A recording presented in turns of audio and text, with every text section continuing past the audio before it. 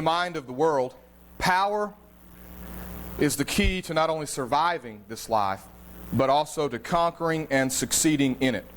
G. Gordon Liddy, who was one of the FBI agents instrumental in the Watergate scandal during the Nixon administration, once spoke to an audience of college students in Missouri. He had this to say: "Only force, strength, the ruthless use of violence, and an iron will can earn the respect of friends and foes in this, quote, real world, which is in fact a very tough neighborhood." For Liddy, force and power were not extras. They were not plan B when plan A failed. They were the only answers to a fallen world. As he gave his address, one of the soft-spoken faculty members at this Missouri college stood and timidly made this statement: "But in our country, Mr. Liddy," he said, "most people, after all, do base their ethics on the teachings of Jesus." And finally, in a rush, he said, "And this doesn't sound much like the teachings of Jesus," and he sat down. Liddy glared at the man for a moment, and then he took in a breath and he bellowed this: "Yeah, and look what happened to Jesus." And then he threw his arms back, holding them as if they were on a crossbeam. "They crucified him," Liddy said. To Liddy, the case was closed. The audience was stunned, and briefly they didn't do anything. They were astonished, I think. And then all of at once there was thunderous applause. After all, Liddy only said out loud what everybody else had already concluded, and that is this: failure, persecution, and pain, instead of success, appreciation, and a good retirement. Who in the world wants to end up like that? What kind of power are we talking about? And so what about God when it comes to power? We've already talked about His omnipresence and His omniscience. God is everywhere. That's His omnipresence. It makes Him a loving overseer, a compassionate and caring caregiver, and a constant companion. God also knows everything. That is His omniscience. He knows me inside and out, better than I know myself. He knows all my good works. He knows all my bad works. He knows all my wounds and all my pain. That's His omniscience and His omnipresence. But what about His power and what He does with it? You see, the word omnipotent is the word. Omni again means all, and potent has to do with strength. It has to do with power. And what is the Bible's claim in regards to God's power? The Bible's claim is this: that God is all-powerful and that His power is limitless, it is faultless, and it knows no boundaries. That's what the Bible claims. Now, is that true or not? Now, we may recognize that in our minds. We may recognize that and even say to ourselves or say out loud, yes, I believe that God is omnipotent. He is all-powerful, that it's limitless, it's boundless, and faultless. But have we embraced that power in our lives? How many of you have ever seen an emperor beetle? You may not know what an emperor beetle is just by me giving you the name, but you'll know it when I describe it. It's that big black beetle that looks like a tank. Huge. And you've probably seen one crawling across your carpet or across your driveway or in your garage. Have you ever watched or messed around with an emperor beetle? The thing is so powerful looking. When it walks, it's like you can almost see his little legs flexing muscles. You can literally get down on your, get your face down, even with that beetle right in front of him, and he will not stop coming right at you. He will not divert his path for anything. You can get down and blow on him. You can thump him and roll him over. He'll get up and keep on going. He goes exactly where he wants. It's like his attitude is this: this is my garage. This is my carpet. This is my yard. This is my house, and I'm going to go where I want. And here's the thing: his little beetle brain, little bitty beetle brain, never realizes that I am about 1 billion times bigger than him, and I have the power to squash him or let him live. He doesn't realize that. He goes where he wants and does exactly what he wants and never realizes I'm a human being and he's a little beetle. I'm way, way, way higher up on the food chain than he is. And sometimes I think Christian people, and maybe all people in general, act like that beetle when it comes to God's power. Our little beetle brains never really grasp or even try to grapple with the fact that God is all-powerful, omnipotent. And here's how I know. Because all of us at some point in our lives have come face to face with God. We have looked into the very face of the Creator in one way or another. Maybe you didn't think that much about God until your first child was born. And then you saw that whole process, and you saw that child come out and take his or her first breath, and you just went, whoa, there is a God. Or maybe you or someone in your family received healing for some sickness or ailment or problem that you had in your life, and you realize, man, God is powerful. Or maybe on some night like me, you just happened to be outside at night, and it was, there was no moon, it was very dark, but the stars were so bright, and you just, like David, stood back and said, how can you even be mindful of me, a little beetle, when you have hung all these stars in the sky? Maybe you've avoided something that was potentially catastrophic.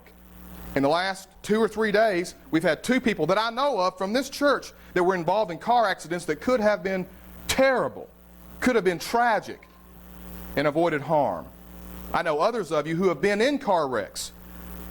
I'm one of them, where the end result could have been fatal. And yet, God, in His power, in His plan, for me and for any of you who've been through that, did something, and that's what we call an epiphany. That is, God reveals Himself in one way or another, and we get a revelation of who He is. We see His power, and yet sometimes after seeing that power, we, just like that beetle, keep trucking right on down the same road that has gotten us in trouble time and time and time again, ignoring the fact that He is all-powerful, and that He's standing above us saying, you're just a human and I am God, and don't you realize what my power can do? Is God really that powerful? Does He want to use that power in our lives? Is it even possible? Listen to what Paul says in Romans 1:20 when he's talking about people as they look around trying to determine, is there a God and is He powerful? By taking a long and thoughtful look at what God has created, all people have always been able to see what their eyes as such can't see. Eternal power, for instance, and the mystery of His divine being, so nobody has a good excuse. A good excuse for what? To deny the fact that God is all-powerful and can do all things. No excuse. All you got to do is look around at creation, at what God has created, at His judgments in the world, and you can know He's all-powerful. We're not the first person to forget God's omnipotence. We come from a long genealogy. Our past is littered with people who've forgotten God's omnipotence, including a famous man named Job. Good old Job. The patience of Job. Let me tell you something about Job. He had a bad day, a bad week, a bad month, a bad year, and then some. He lost everything that he had, everything that was important to him. And as these, quote, friends came and visited him and began to pose questions, well, I don't think God would do this to somebody who's not sinful. I don't think God would do this to somebody whose family members not. They're looking for a reason. And by the time you get to the end of that book, there's 3 full chapters where God says, I'll tell you what, Job, let's play a new game. Let's play a game called Not So Trivial Pursuit. Job, category, history. Where were you when I laid the foundations of the earth? Job, category, sports and leisure. Job, have you ever gone out on a Sunday afternoon and just played around with lightning bolts? Job, category, science. Job, explain to me how it is that the seas are refilled with water. How does that whole cycle work where moisture goes up in the clouds and rains and water leaves here? Job, I'll tell you what, why don't you tell me about the springs of the sea? Did you know that there are springs in the sea? Tell me about those, Job. And there's 3 chapters of Trivial Pursuit. And guess what Job's answers are? Finally, at the end of all that, he comes back to God and says, I'm convinced, God, you can do anything and everything. God's point is, don't ever forget how powerful I am. Now the question becomes for us today, in application. How do we tap into that power? If God's power is that real, that limitless, that faultless, that boundless, can we tap into it? And if so, how do we do it? It starts with embracing the fact that His power is unlimited. If God had a car that He drove around in demonstrating His power, His fuel tank doesn't have an E on it. There is no E on God's fuel tank. It's always on full. He never runs out of juice. His power is unrestrained, it's indescribable, and it is infinite. There is nothing that God cannot do, and it should be immediately clear according to Him what He's already done and continues to do through Christ. Listen to Colossians 2.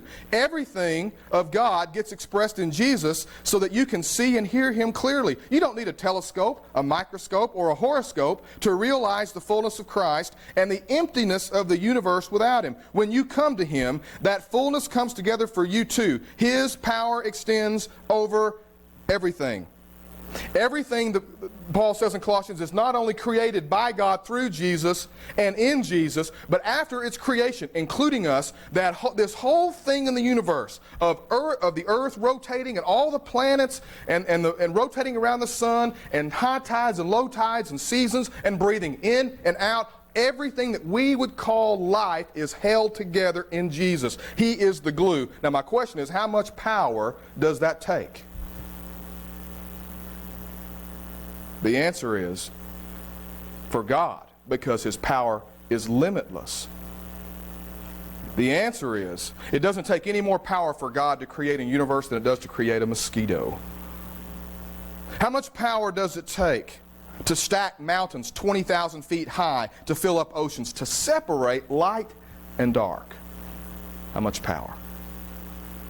And the answer is an ongoing source of it. This is hard to grasp, I know. I know it's hard to grasp, and so let me give you a good illustration that I hope you'll remember and will help you understand this concept from now on. I'm going to tell you now about my out-of-this-world athletic ability. Now, I've always considered myself a decent athlete. Not great, but not pitiful, just middle of the road. Randall and I played some basketball together. I can shoot a little hoop. Ned and I played a little racquetball. Not a world champion, but we can hit the ball around. Kevin and Danny and Dean and a few others, we've done some fishing. My wife and I play ping. I'm a decent athlete. Let me tell you about my out-of-this-world athletic ability. Did you know? And by the way, kids, listen, I'm not going to tell a lie from up here. This is absolutely the truth, what I'm about to tell you. It is the truth. I can bench 3,500 pounds. I'm telling you, this is not a joke. This is not a preacher illustration. Sandy, I can hit a sand wedge 800 yards. Randall, I can vertical jump 70 inches. That's absolutely truth. And how can I do that? How am I able to do that? I would be able to do that if I could put on a spacesuit and fly to the moon and get off on the surface of the moon. With my suit on and everything, I could do all those things and more. You want to know why? Because gravity is not a factor on the moon. I would be in a different realm. I would be in another place, in another zone, where gravity doesn't affect me.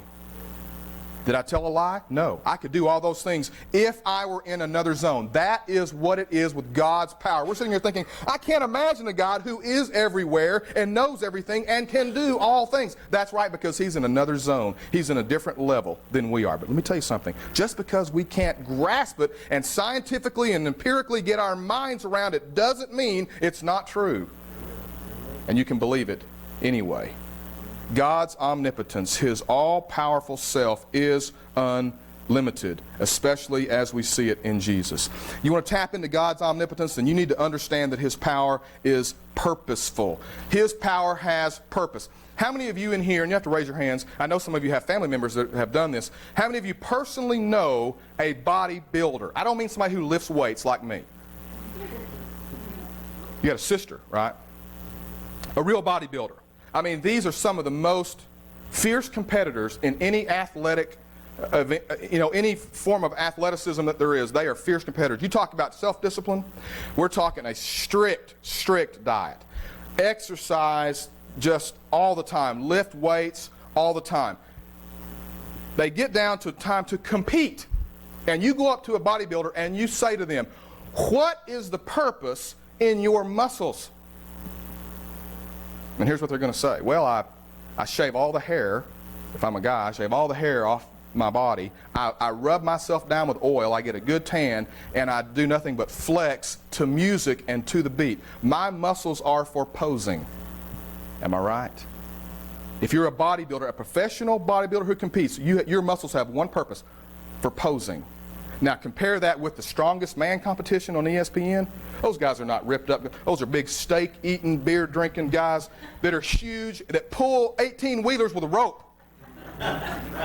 They turn over these big concrete blocks, and they're these big. What are those guys? How do those guys use their muscles? For power. God doesn't use his power like a bodybuilder. God never just flexes his muscles to show off.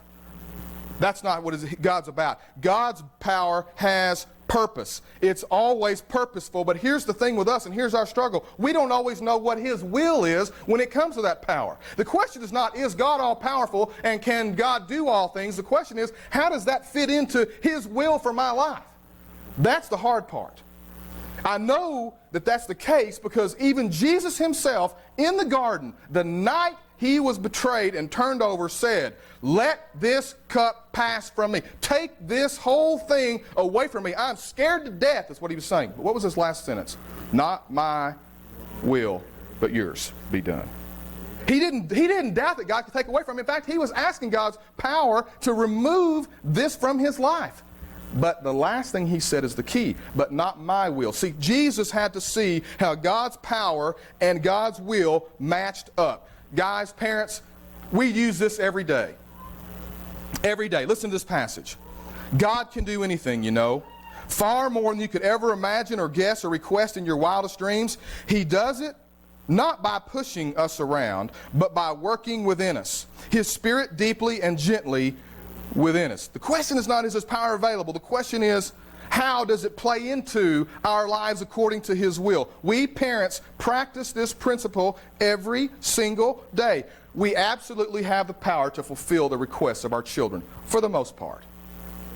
There's some requests we can't meet, but for the most part, we have the power to request, to fulfill the requests, to grant the requests of our children. But we have to make a decision according to what we believe is best for them. Even if they want something, they make a request and they may whine and they may cry and they may throw a fit, but we have to decide what is best based on their best interest, and we have the power to say yes or we say no. And let me tell you something, guys.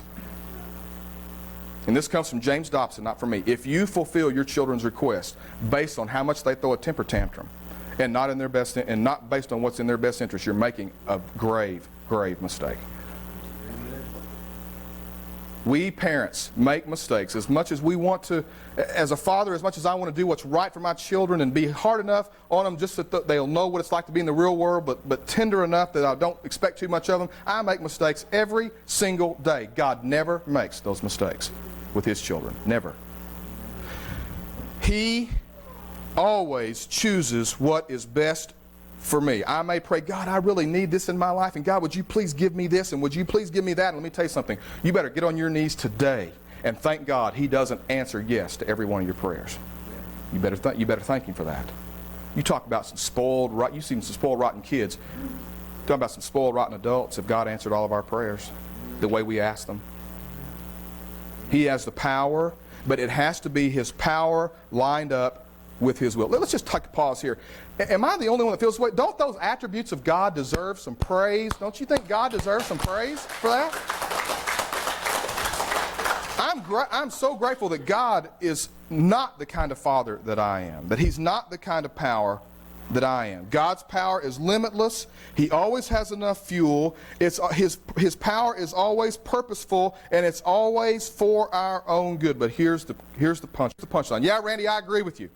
Yeah, I can see creation. If I didn't have anything else but creation, I would agree that God's power is limitless. And yeah, I can even see how God's power is purposeful because everything fits together just right in creation. But I just don't know about that power in my life. And here's the last thing. You want to tap into God's power? His limitless, purposeful power. You need to know that it's available to you and to me today.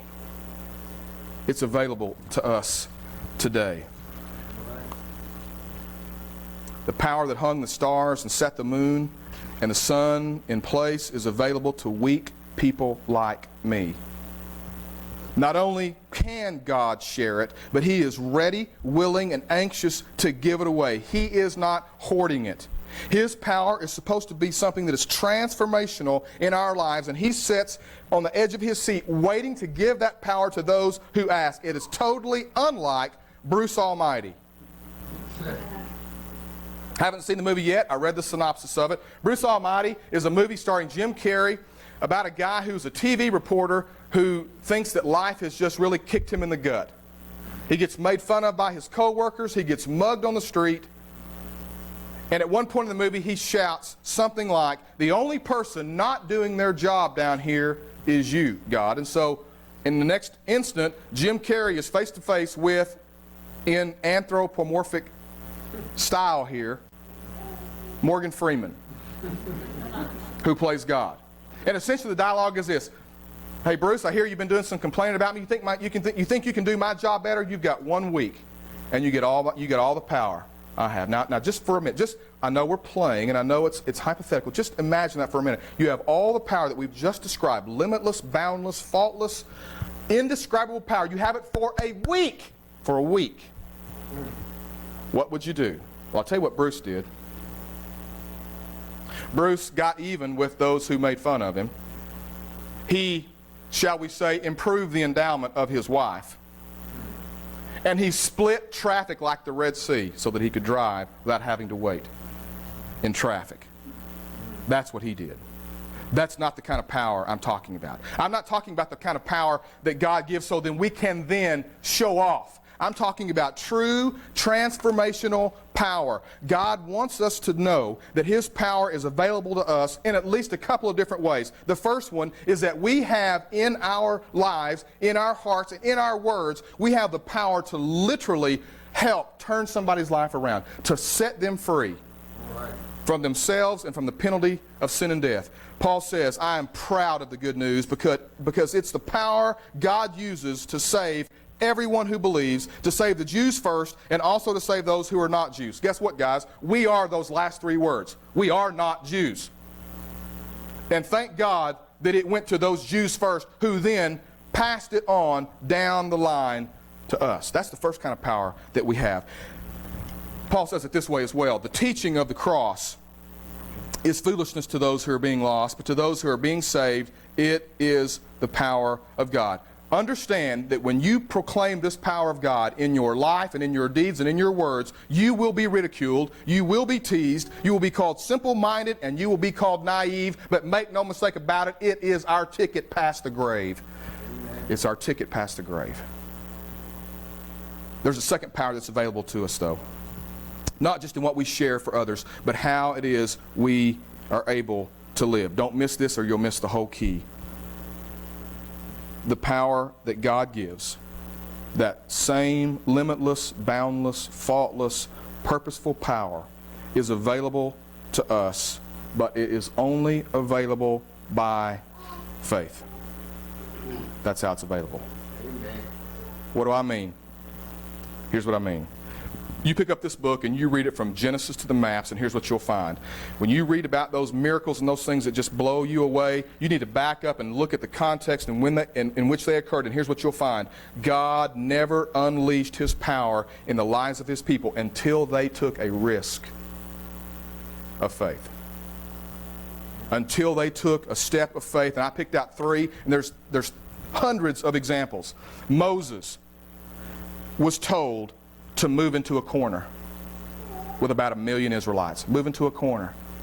I'm sure Moses had to be thinking, I really don't want to go back down this road to the sea, because once we do, God, then we've got the mountains on one side, mountains on the other side, and the Egyptian army behind us. We're pinned in. I'm sure he was thinking that. He's not dumb.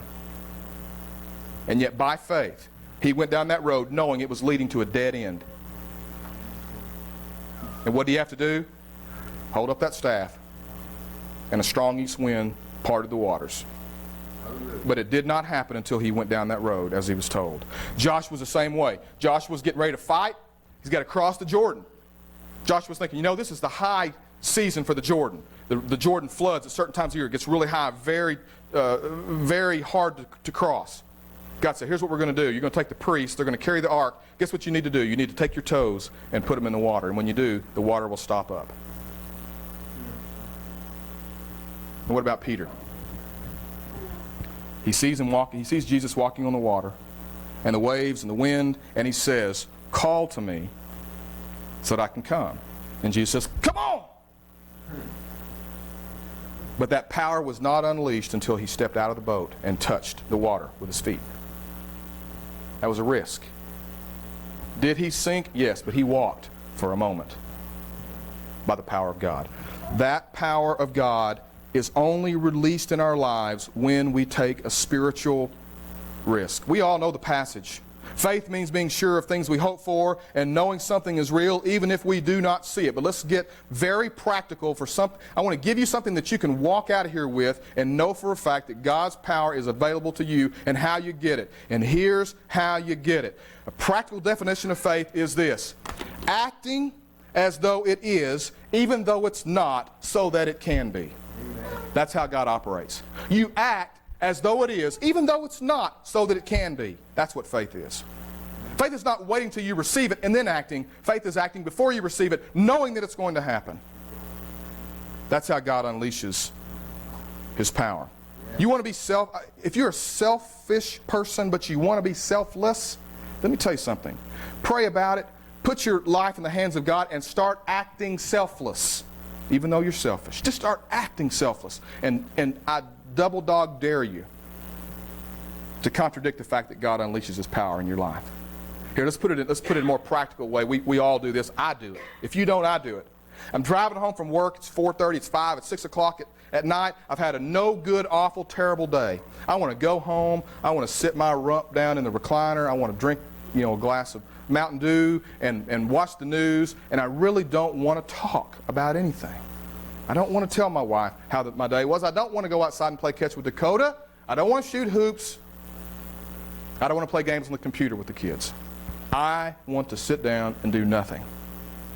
And I want to suggest to you today that when you feel like that, when you feel you've had a no good, terrible, awful day, and you know you got to go home and be around your family, and you know what you ought to be, let me give you a hint, and this is what I'm going to do. Just act like you're happy to be home, that you got energy, you get up, you talk to your wife, you hug her neck, you play with your kids, and I'll just bet any amount of money that God will unleash His power and give you the energy in your life that you want. You know how I know that? Because He promises to do that. Those who put their hope in the Lord will renew their strength. They'll mount up as on wings of eagles and soar.